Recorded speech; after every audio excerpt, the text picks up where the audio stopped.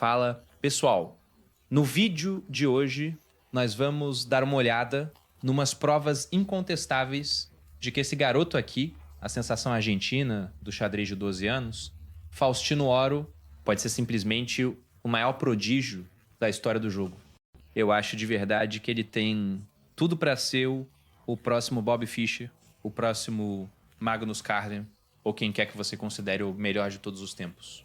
Ele acabou de conseguir a terceira norma dele, garantindo o título de grande mestre. Ele é o segundo jogador mais novo da história a conseguir esse feito, ficando só um pouquinho atrás do Abhimanyu Mishra, que bateu ele por uma diferença de poucos meses. Mas sabe onde o Misha não superou ele? No tempo total que levou para conseguir o título, desde que aprendeu a jogar, porque o Misha começou a jogar xadrez com 2 aninhos de idade, enquanto Faustino Oro só aprendeu as regras aos 6, o que faz dele o mais jovem e talvez o único jogador a virar GM com apenas 6 anos de prática. Para um segundo e deixa isso assentar na sua mente. Tem gente que estuda xadrez a vida inteira, pessoas inteligentíssimas, e nunca chegam nem perto do nível de GM. É quase difícil de acreditar. Mas caso você seja iniciante e essa parada de grande mestre não signifique muita coisa para você, pensa o seguinte: o Faustino amassou o número 1 do mundo, o Magnus Carlsen, com apenas 10 anos de idade, quando ele tinha só 4 anos de xadrez nas costas. Tudo bem, foi uma partida online de 1 minuto, mas, cara, ainda assim é um negócio absurdo. Mas vamos analisar essa partida já. Mas antes eu quero te mostrar uma das vitórias mais brilhantes dele no Festival Internacional de Xadrez da Sardenha, na Itália, onde ele conseguiu a terceira norma de GM, a genialidade tática e os sacrifícios com que ele simplesmente oblitera o adversário, o mestre internacional Gerhard Lorschid, nessa pedrada de 21 lances, lembra muito o estilo do Fischer, do Tao, ou de qualquer um desses deuses do ataque. Então, aperta os cintos, avisa a família onde você tá, porque a chapa vai esquentar. Faustino Oro joga de brancas e abre com I4. Gerhard responde com D6, entrando na defesa pirca. Temos Dá4, montando aquela dupla dinâmica ideal no centro. Aquele controle central básico que você tem que fazer sempre que o adversário deixar. Cavalo 6 na sequência, atacando o peão de I4. Cavalo 3 defende. Vem I5, seguindo a linha principal da abertura, que permite às brancas forçarem a troca das damas se quiserem, depois de tomar em I5, tirando o direito do rei das pretas de fazer o roque.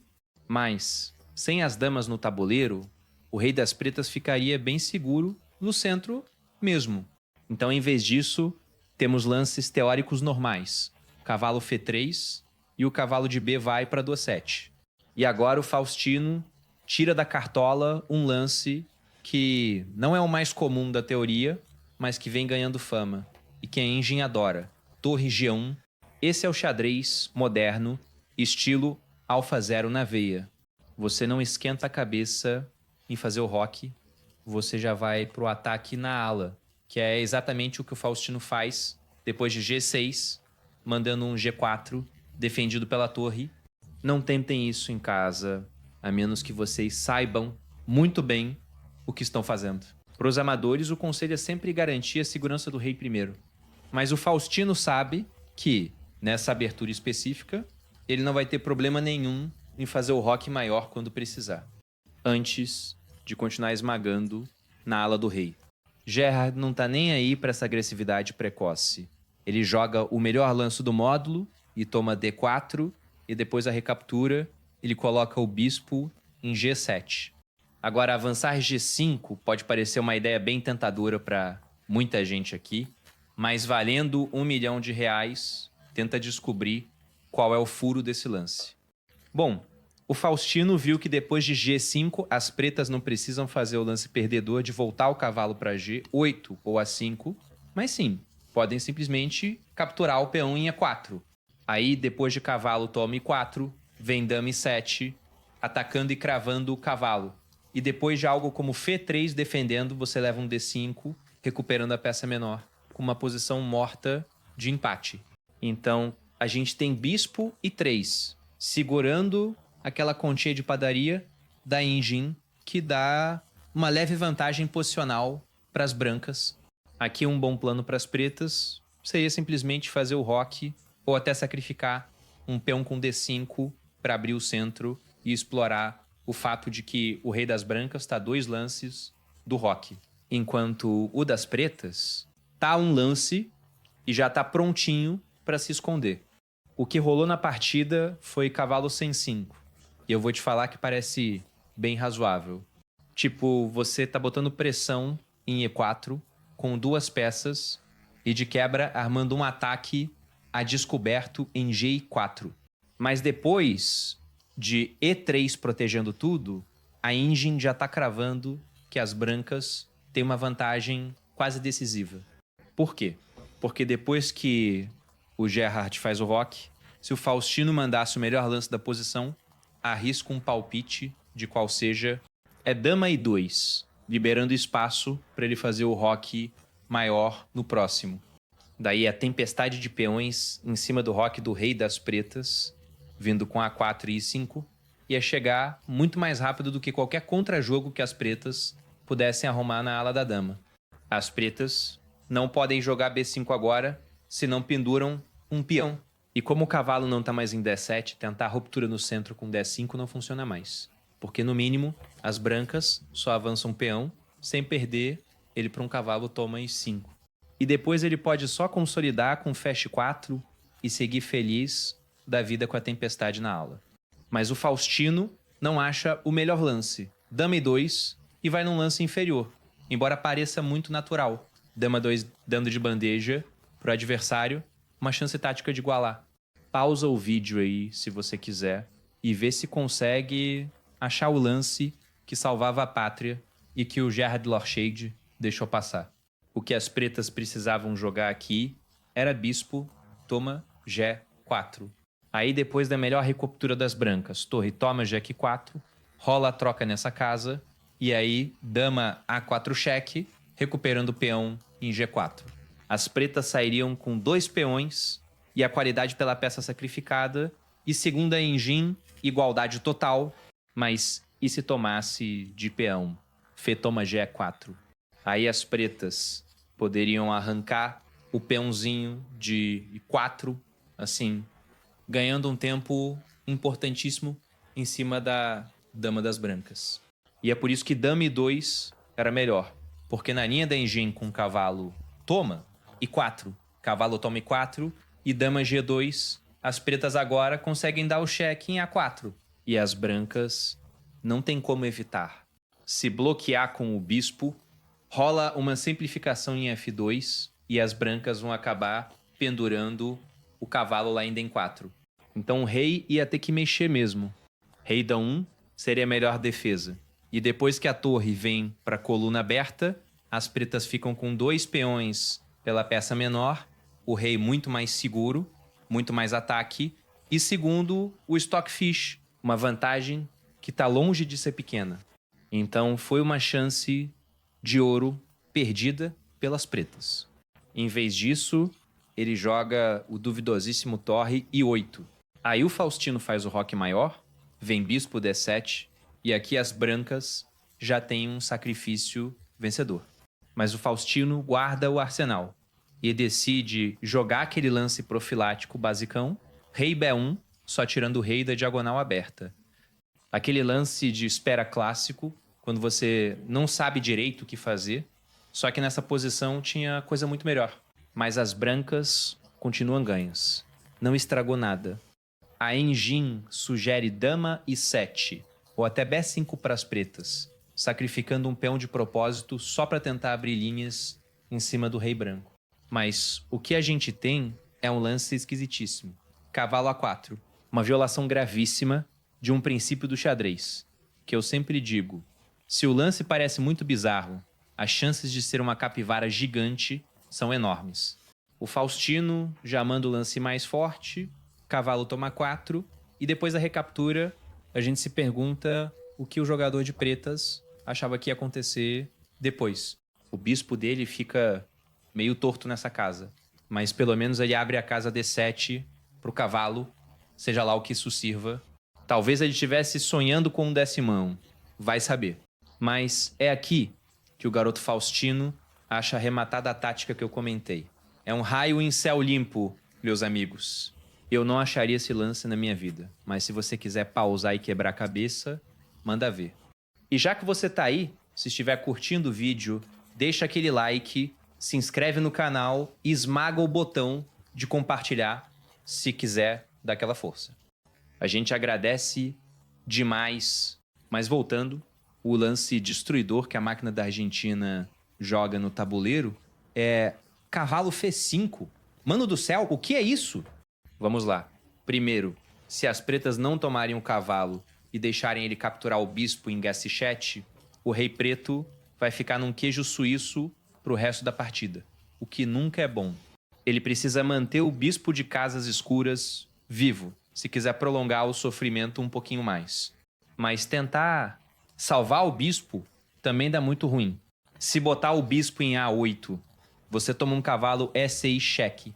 Aí, seja com o rei indo pra GR7, ou foito vem dama de 4, que é o jeito mais cirúrgico de ganhar material, atacando o bispo lá em A4, e quando o bispo fugir, vem G5, atacando o cavalo cravado.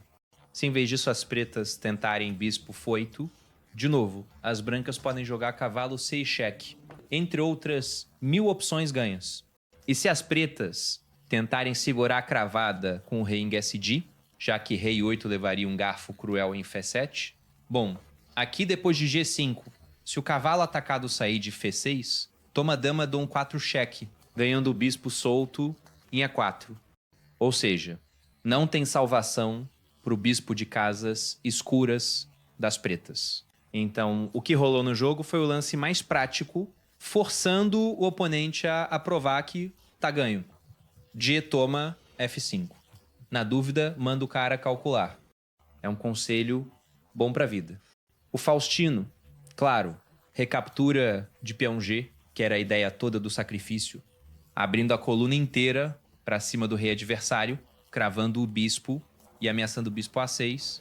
Então, jogar o rei pra 8 é praticamente forçado. E o que você acha que o Faustino joga agora? Ele tem uma chuva de lances, ganhos, mas acha o mais forçado e elegante de todos.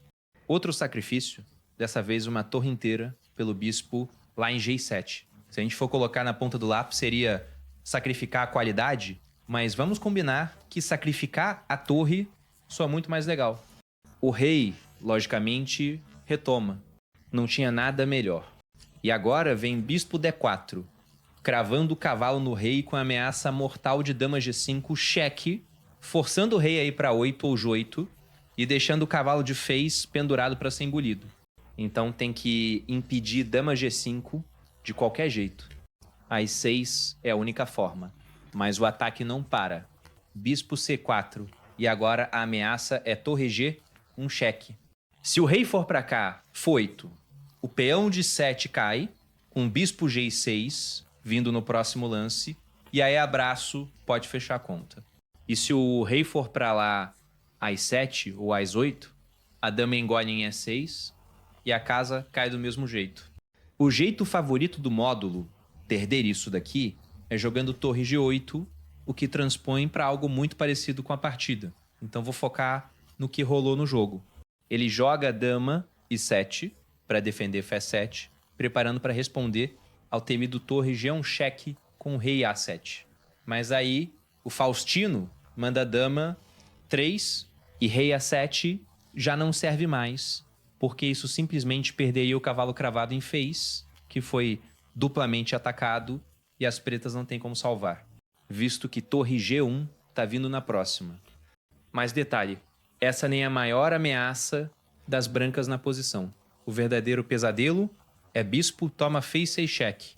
O duplo que ganha a dama limpa. Porque depois de dama toma Fez 6 e torre G1. O rei das pretas vai ser forçado a largar a mão da esposa. E a dama vai pro beleleu. Então, o que fazer? Bom, o Gerhard ainda arruma um truquezinho sujo de última hora e joga a torre G8, pensando, se o Faustino for ganancioso e mandar o bispo, toma fesse cheque, dama toma fesse e torre G, um cheque. Aqui, depois de rei E7, não dá pra capturar a dama em fei 6 de graça, a menos que você queira muito levar um checkmate forçado contra sua própria vontade, com torre toma G, um cheque, dando mate no lance seguinte. Mas o Faustino é vacinado contra isso. E na partida, acha um lance finíssimo, B3, atacando o bispo esquisito lá em A4 e abrindo a casinha B2 de fuga pro rei dele. Isso renova a ameaça de bispo, toma face e cheque, seguido de torre G1 para ganhar a dama, já que agora o torre toma torre em G1 não dá mais mate. Claro, se as pretas tentassem ir para um finalzinho com bispo 6, iam ficar com 2 torres e bispo contra a dama e bispo das brancas. Mas com o peão a mais do branco e o fato de que fé 7 vai cair inevitavelmente com o bispo indo para G6, a posição das pretas não tem esperança nenhuma. Então ele tenta 5-1, atacando o bispo em D4.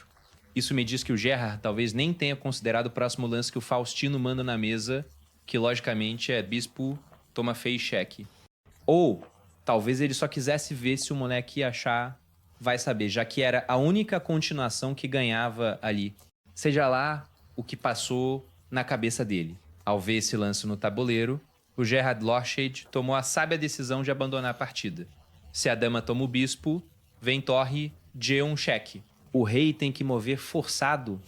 Aí a torre pega a dama em fei 6, torre toma torre com cheque em G1 e o rei foge para B2. Depois que as pretas mexerem o bispo atacado, o branco escolhe se quer passar o rodo em fesse ou no peão de 2 Ls, ficando com 2 peões a mais e um ataque que ainda tá jantando o rei das pretas. Resumindo, as pretas estão no sal. Pensa num atropelo, para não falar outra palavra. A força tática desse pequeno prodígio é um absurdo. Mas bora voar para nossa partida número 2. Essa a gente vai ver bem rapidinho.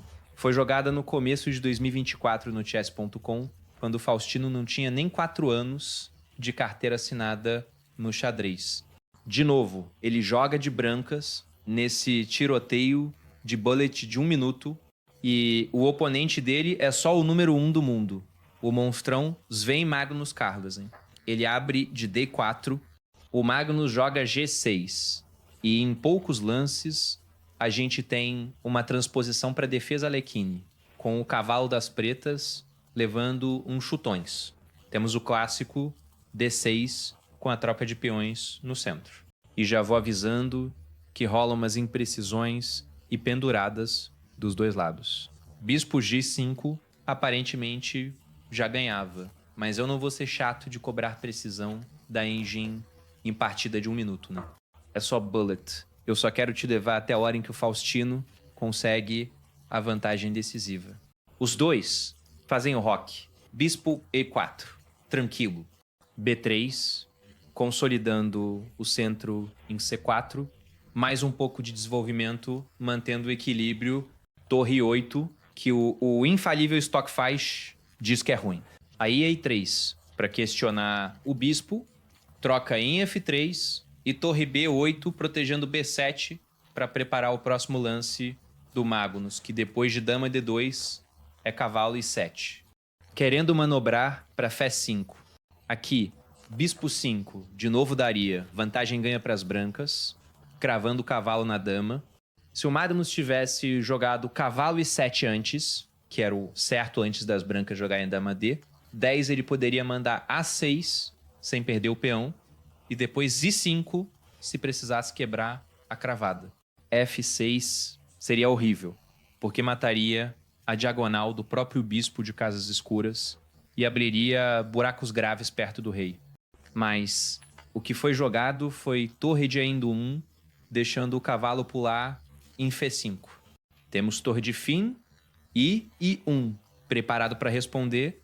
Cavalo toma e 3 retomando de torre. Magnus força mais uma troca e depois que a dama recaptura, ele toma a decisão bizarra de colocar a dama em E8. Uma capivara que perde na hora. Aparentemente ele não queria que o Faustino dominasse a coluna E com torre I1. E achou que brigar pela coluna ia valer a pena mesmo, sacrificando um peão. Porque depois de dama, toma I8 cheque. E torre toma I8 Faustino crawl no peão em bet7. Provavelmente o Magnus estava contando com o próximo lance dele, 5.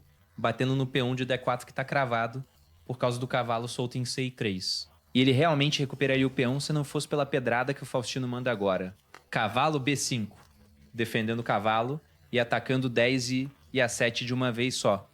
Então, talvez tenha sido isso que o Magnus furou no cálculo, quem sabe. Ou talvez ele tivesse visto a sequência dele, torre 7, atacando o bispo, que o Faustino simplesmente volta para F3. É super difícil dizer nessas partidas de 1 minuto onde acaba o pensamento consciente e onde começa a memória muscular. Mas o fato é que D4 não tá mais cravado. O branco tem um peão limpo a mais e tá ameaçando comer o de Dô6. O Magnus percebe que vai ficar mal com um peão a menos. Então manda A6. Provavelmente prevendo o cavalo, toma D6, que tiraria o defensor de D4, permitindo a ele recuperar com o bispo. Mas o Faustino decide tomar em 5-1, num contra-ataque maroto em cima do cavalo do Magnus. O Magnus recaptura e é aqui que o Faustino deixa passar o lance do arremate final, que era a torre de 8 cheque, forçando as pretas a bloquearem com o bispo 8, entrando numa cravada terrível. E, em vez disso, ele vai de cavalo D6, que ainda é ganho, embora depois de torre de E7, as brancas precisem ter muita precisão para converter. O melhor aqui seria bispo Q6, já preparado para responder torre de 8 com bispo, D5, dobrando o ataque em F7 e tornando a troca de torre pelo cavalo completamente proibida, porque levaria bispo, toma Fete cheque ganhando a torre limpa. Uma posição bem complexa, para falar a verdade. A engine sugere bispo foito para as pretas, para o qual as brancas deveriam responder cavalo B7. Só como curiosidade mesmo. Não vou aprofundar muito aqui, mas o resumo da ópera é: as brancas estão com um peão a mais. As peças estão muito ativas e a estrutura da ala da dama das pretas está toda estourada, o que com certeza faz a engine dar mais de 2 peões de vantagem para o Faustino, por incrível que pareça.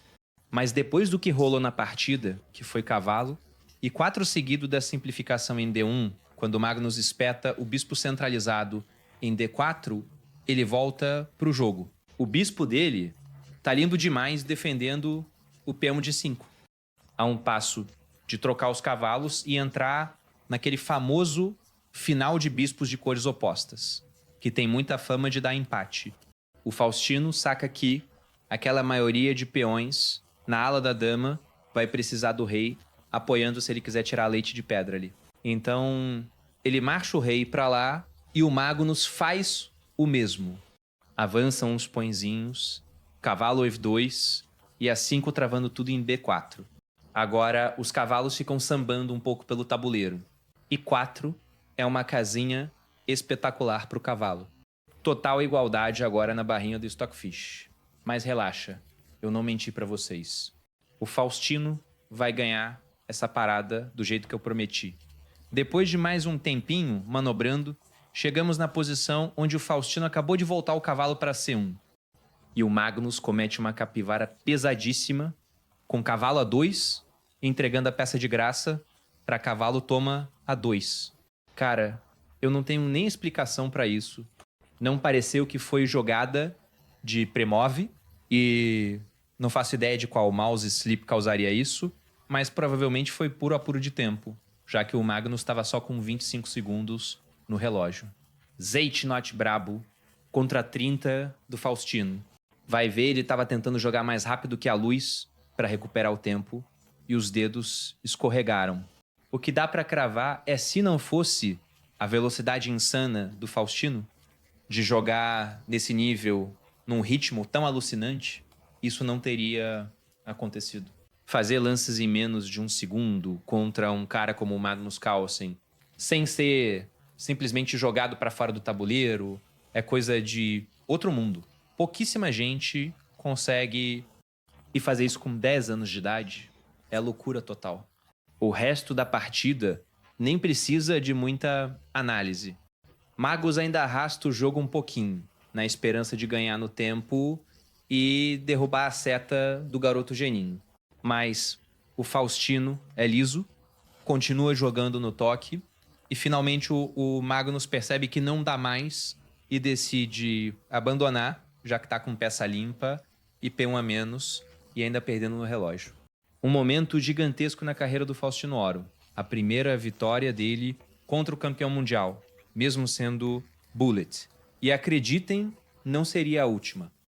E de fato, não foi. Ele jantou o Magnus em mais 2 partidas de 1 minuto no ano seguinte. Uma delas você pode ver clicando aqui. Fica a recomendação para vocês assistirem e a gente se vê no próximo vídeo. Valeu, galera!